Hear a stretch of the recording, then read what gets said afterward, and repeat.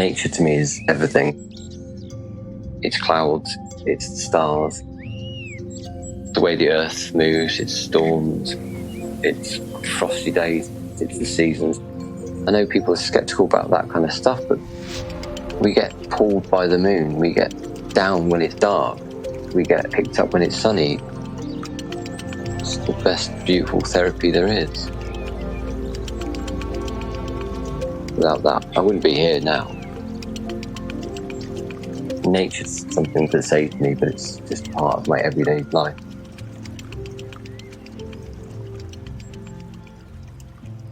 I'm Ross Lawford. I'm a naturalist and author.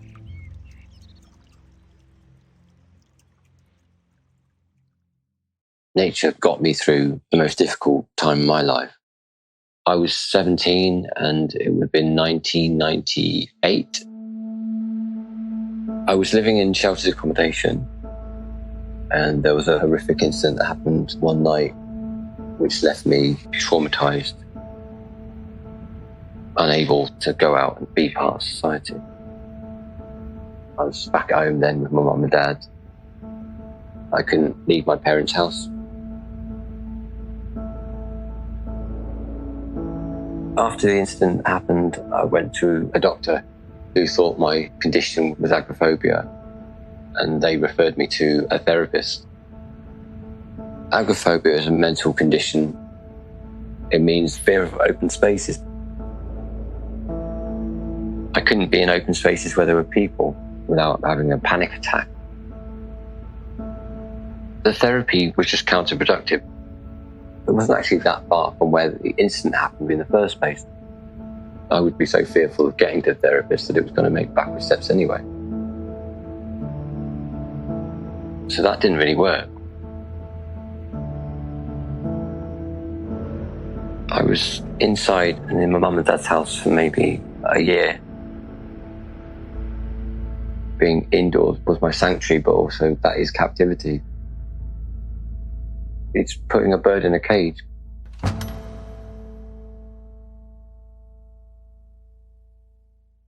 Staring out the window would get me through the day. I was lucky in regard that my mum and dad's house was not completely rural, but they would have bird feeders, they would have nice trees out the front, so there was always something going on. Blue tits, dunnocks, wrens, goldfinches, bullfinches. I would find just sitting there and a robin would start singing from the top of her head and I would just be transfixed. That felt like a special connection, which I certainly didn't at the time have with anyone that I knew. It would just make me feel safe and a lot less lonely, knowing that there were other beings there. It looks like they do understand and they are singing just for you. I spend a lot of hours staring out the window, day and the night. The more that goes on that you watch those things, the braver you are. It's like talking to your best friend who's a therapist, but it's actually a bird. That's the way I got through.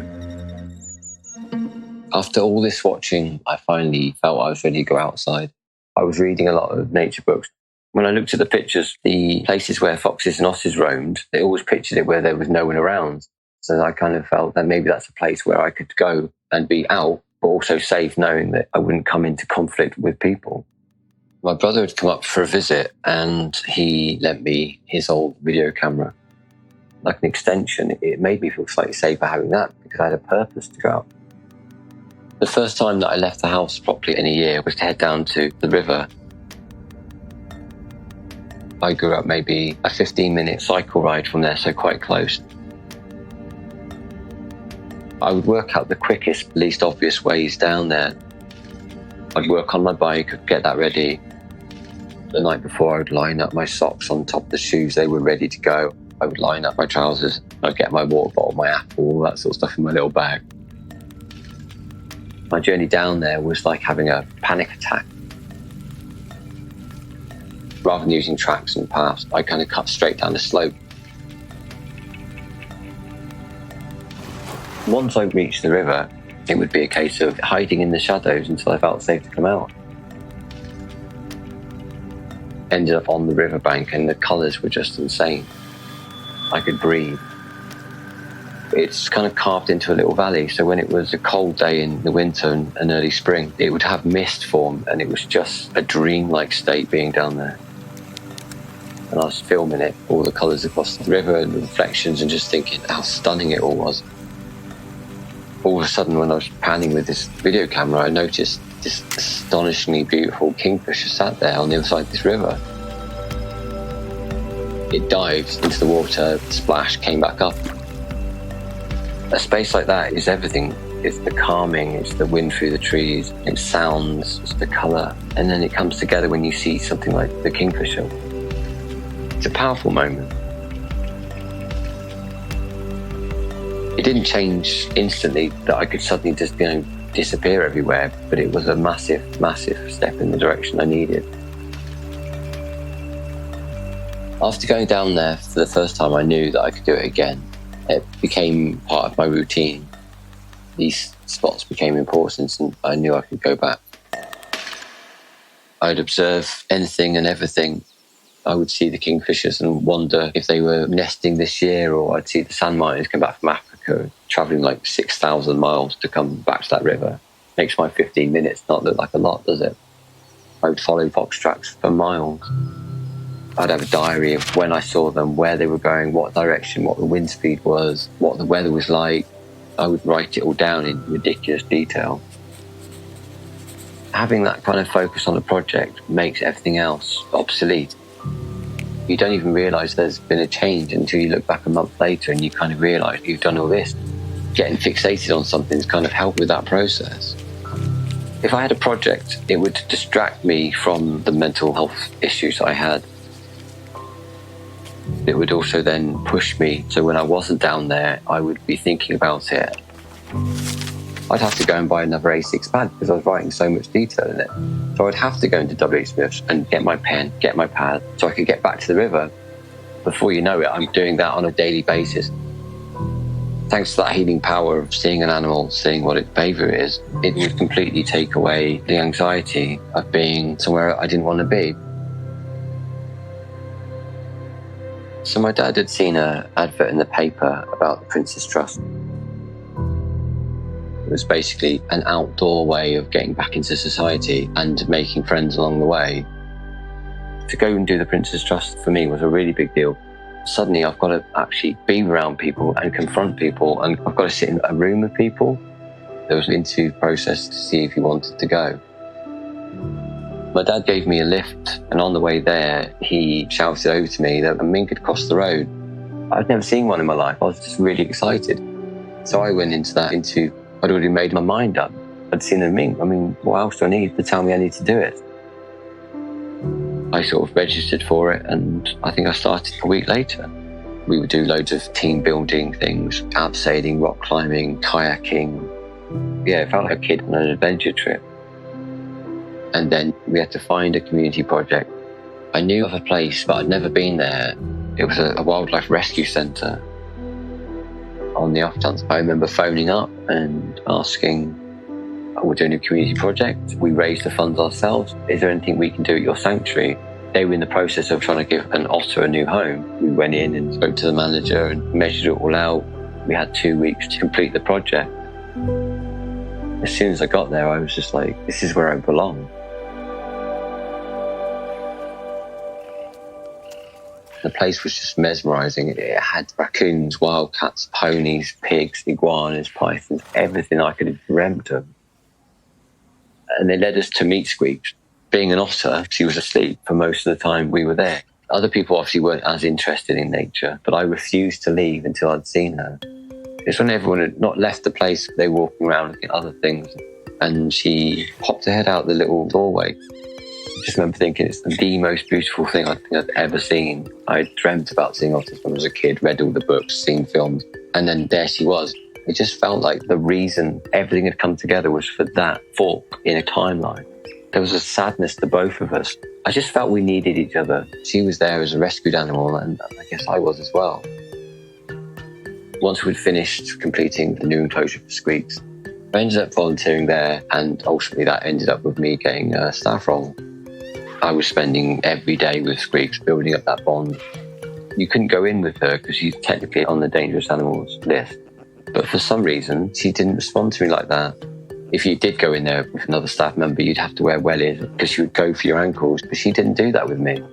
She would come closer every day to the point where she was being hand-fed, or I would put, I don't know, a little piece of egg on my nose and she would lick that off. I mean, that's unheard of to hand-feed otters.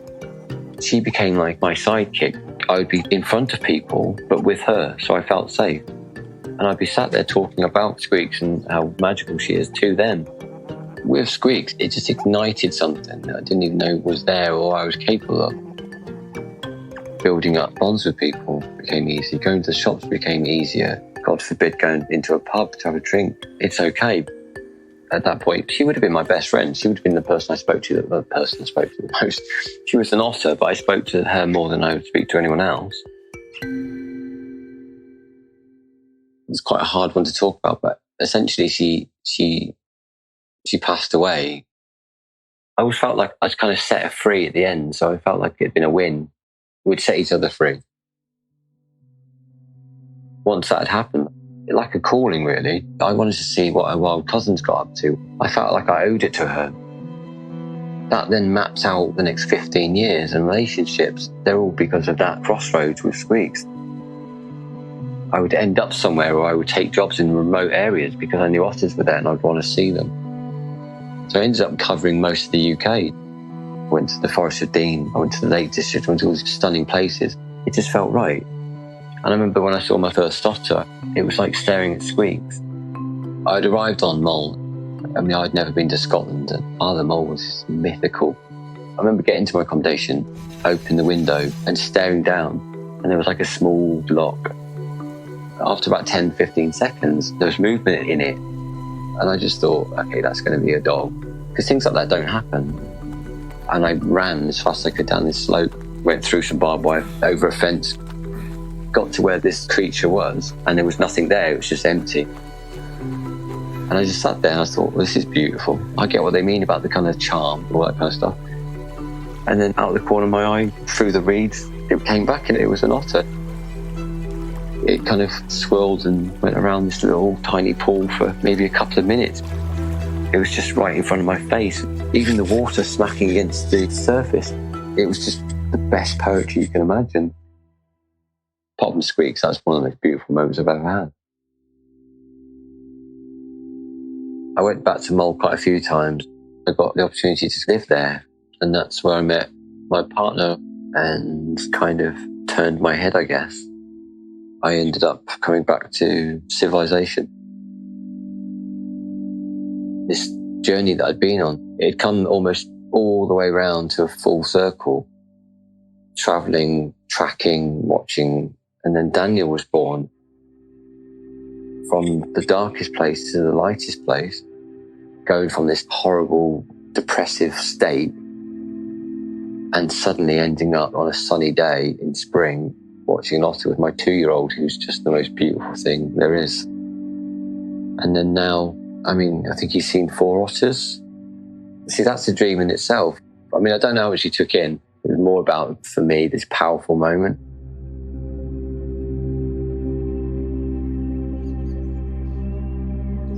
Being in nature is my practice. On a daily basis, I'm up before light. I can hear various different birds singing, especially things like the dawn chorus. You'll hear something in the distance. In my head, I'm saying hello to them. Straight away, it started off in the best possible way. I feel calm already. It's a need for me to watch the sunrise. I'm obsessed. Most days I'll make that effort to get up a hill. You walking into the darkness, which would have terrified me at one point, but walking in the darkness now, you know what's around you. So I do time lapses just to see the cloud formations, the storm brewing, or just a calm day. Even if it's not sunny, just watching the darkness coming to light. I need to get to a hill to set something up. Once I've done that, suddenly the anxiety, if there was any, just evaporates. If I'm on my way to work, I'm sat on the bus, I'm still looking out for that bird and that sound. So it's an ever-present thing. It means you're part of something bigger than yourself, but you're involved in it. I can't be without the ritual. If I don't do my daily practice, it's like someone's clipped my wings. I need to get back to nature as soon as possible, if I ever leave it at all.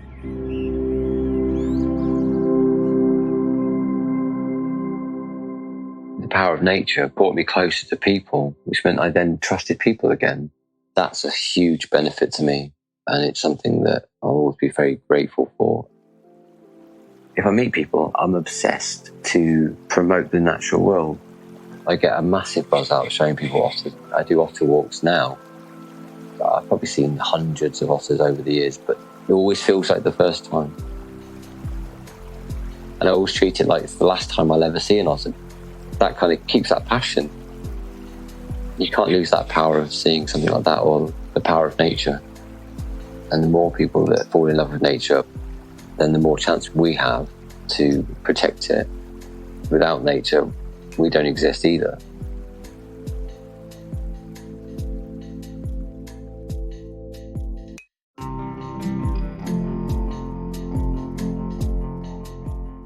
The Practices was produced by Radio Wolfgang for Light. For more information, visit lights.app. This episode featured Ross Lawford. It was produced and sound designed by Holly Aquilina, and the executive producer was Ellie Di Martino.